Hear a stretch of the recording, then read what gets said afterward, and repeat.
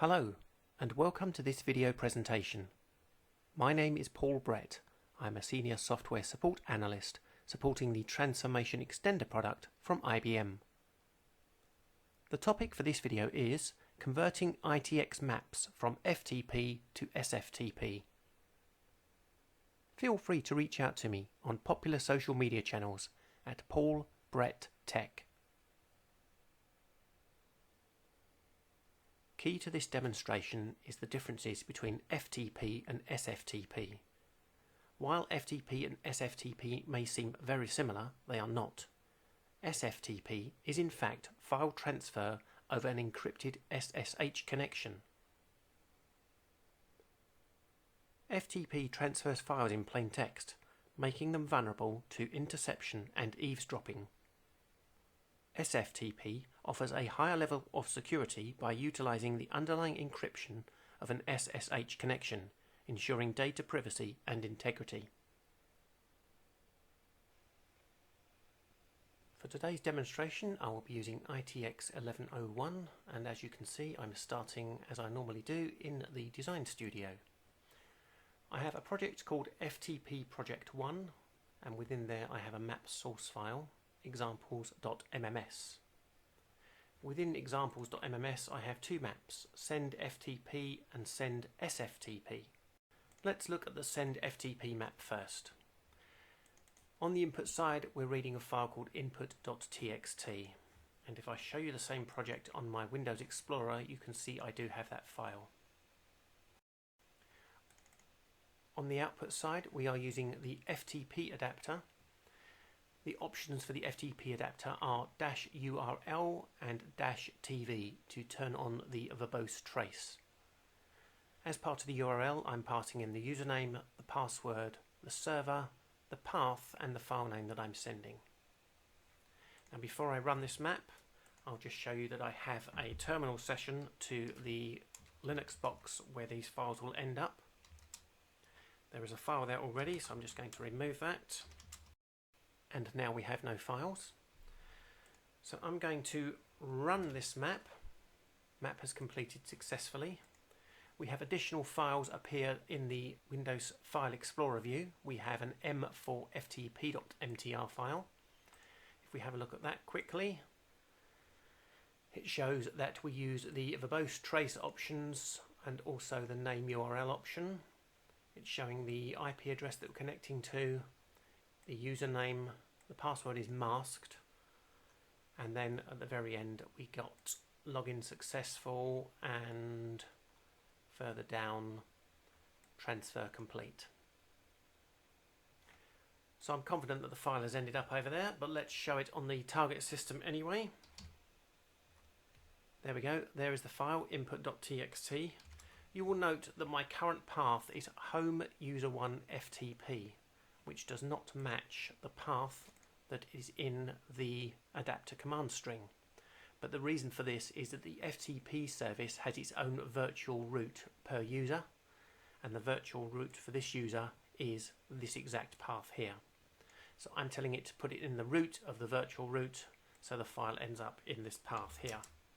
So let's remove that file again, empty directory one more time, and go to the second map.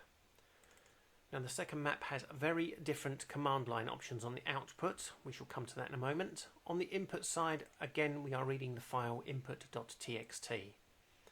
On the output we are using the SFTP adapter, and here are the command strings: -USR for user, -port, -PA for preferred authentication, -PWD to actually specify the password, -path, -WM for work mode, and again -TV for a verbose trace. Now in host you will note that I've got exactly the same IP address, so we're going to the same machine. I've specified the port, but this will default to 22 if we don't use it. The user is there, the password is there, exactly the same as the FTP. However, you will note that for the path for the file I've had to put in a lot more. Because with an SSH connection you have access to the real route, assuming that your user does have access to right files, you have to put the full path here. So I have /home/user1/FTP/input.txt, and the WM is the work mode. I'm going to create a file. So let's run this one then. The map has completed successfully. In my File Explorer view, I have yet another adapter trace, this one called m4sftp.mtr. We'll have a quick look at that. We have a lot of informational bits here about the original path and what it's done to normalize it if there are relative parts to the path, such as ... To jump back one directory, here is the user. Password value was provided. Password is not actually displayed in the trace file, which is good. Here we've got about opening an SFTP connection. SFTP is opened. The file is sent, and then we get an end message put stop called on adapter instance. Over in my server, you will note the file has arrived again, and once again, as I say, this is home user1 FTP, and we had to put that entire path to get this file here. Worth remembering that an FTP connection can have a virtual route, and an SFTP connection may be an entirely different path to get to the same place. The documentation for both adapters can be found at this link. I've brought up the 1101 documentation. I click on resource adapters, I scroll down to FTP, and here are the adapter properties and commands. Let's duplicate that tab and scroll a little further down from FTP, and we come across secure FTP.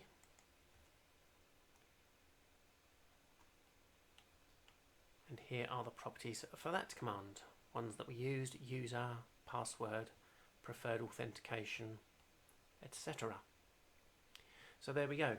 That's a brief summary of how to convert a map from FTP to SFTP, and the things that you have to make a note of when planning such a change. I want to thank you for taking the time to watch my video presentation today. If you found the content interesting and informative, hit that like button. Perhaps leave me a comment. Consider subscribing to my YouTube channel, as I release content such as this on a regular basis. Feel free to reach out to me on popular social media channels at Paul Brett Tech. Thank you.